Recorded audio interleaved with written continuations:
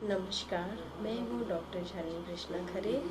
और किसी के ये प्रश्न करने पर कोई विशाल नानी जी हैं जिन्होंने मेरे ब्रह्म हत्या के दोष निवारण वाले वीडियो के मैसेज में कहा था कि आप हमको भ्रूण हत्या के प्रायश्चित के बारे में बताएं। अगर भ्रूण हत्या दोष हो गया है तो उसका कैसे हम प्रायश्चित कर सकते हैं, क्या उसके कोई उपाय शास्त्र में बताए गए हैं, आप ऐसा कोई वीडियो बनाकर दिखाइए। तो आज हम उस विषय पर आपको थोड़ा प्रकाश डालेंगे। तो सबसे पहले हम ये कहना चाहेंगे कि जीव हत्या करना ही बहुत बड़ा पाप है, और भ्रूण हत्या करना तो फिर उससे भी बड़ा महापाप हो गया, क्योंकि वो तो जीव अभी आया ही नहीं है, बहुत छोटा है, और उसको उसी रूप में हम मार दें अगर, तो उससे बड़ा पाप तो हमें लगता है दुनिया में कोई हो ही नहीं सकता है। और जहाँ तक वेद पुराण और शास्त्र का सवाल है, तो ये कहीं भी किसी भी वेद पुराण शास्त्र किसी पुस्तक किसी भी जगह ऐसा नहीं लिखा है कि भ्रूण हत्या का अगर दोष हो जाए तो उसका क्या उपाय है, क्या उसके दोष निवारण के लिए हम करें। तो आप इससे ही अंदाज लगा सकते हैं कि भ्रूण हत्या जैसी कोई चीज़ कभी पहले होती भी नहीं होगी, इसीलिए शायद शास्त्र पुराण में ऐसा लिखा नहीं गया है। और ये ऐसी चीज़ है जिसका कि वेद शास्त्रों में भी कोई उपाय नहीं है। अब उपाय नहीं है तो पहली चीज़ तो हम ये पाप करें ही ना, ये पाप करने से सदा बचें।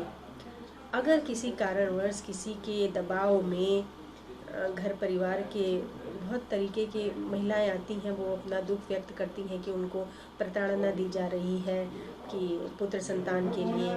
तो इस प्रकार से अगर किसी दबाव में अगर कभी हो ही गया तो वैसे तो करना नहीं चाहिए, मैं इसके बहुत खिलाफ हूँ, लेकिन अगर कोई कन्या भ्रूण हत्या करता है, कन्या जान करके उसकी हत्या करवाता है, तो फिर उसको मेरे हिसाब से, शास्त्र तो कुछ नहीं कहता है, तो कम से कम ये करना चाहिए कि किसी एक गरीब कन्या जो असमर्थ हो पढ़ने लिखने में, विवाह करने में, उसके माता पिता असमर्थ हो, तो किसी एक ऐसी कन्या को हम पुस्तक का दान करें, भोजन का दान करें, वस्त्र का दान करें, उसको उसका विवाह कराएं। कुछ जितना हमसे सामर्थ्य हो, हर व्यक्ति तो उतना नहीं कर सकता, लेकिन हमारी जितनी सामर्थ्य हो हम उतना किसी कन्या के लिए प्रायश्चित स्वरूप में हम कुछ, किसी कन्या, गरीब कन्या के लिए जो असमर्थ हो उसके लिए हम कुछ करें, जो भी कर सकते हो। पुस्तक खरीद के दे सकते हो, वो कुपोषित है तो उसको भोजन दे सकते हैं, छोटी बच्चियों को, बहुत से गरीब परिवार हैं ऐसे जिनकी हम मदद कर सकते हैं। तो इस तरीके से करके हम अपने मन को संतुष्टि दे सकते हैं, थोड़ा प्रायश्चित इससे हमारा हो सकता है। लेकिन अगर ये आप पूछ रहे हैं हमसे विशाल नानी जी कि इसका शास्त्र का प्रमाण या वेदों में प्रमाण, तो ऐसा कुछ पहले था ही नहीं, तो वो प्रमाण देंगे कहाँ से? जीव हत्या पाप है ये हमारे यहाँ कहा गया है, तो भ्रूण हत्या तो फिर महापाप हो गया, ये तो करना ही नहीं है। तो मेरी भी सबसे ये गुजारिश है इस वीडियो के माध्यम से कि कभी भी कन्या को कन्या जानकर पुत्र की प्राप्ति के मोहवश होकर के भ्रूण हत्या नहीं करनी चाहिए। ये बहुत बड़ा पाप है, इसका कोई प्रायश्चित नहीं है और इसका बहुत बुरा दंड जीवन में मिलता है। मैंने देखा है लोगों को कि तुरंत तो नहीं मालूम पड़ता, लेकिन कहीं ना कहीं, कभी ना कभी, किसी न किसी दिन इस पाप का भोगदंड भोगना ही पड़ता है। तो इसलिए ये भ्रूण हत्या का पाप कोई कभी ना करे।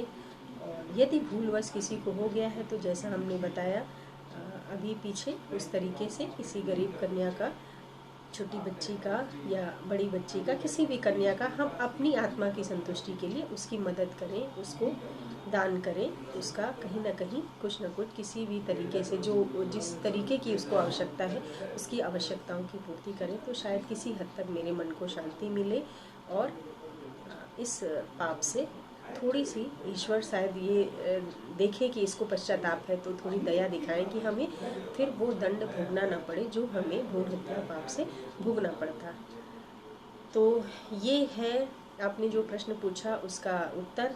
और फिर मैं किसी वीडियो के साथ उपस्थित होंगी। मैं डॉक्टर शालिनी कृष्णा खरे आप सबको नमस्कार करती हूँ, विदा लेती हूँ। धन्यवाद।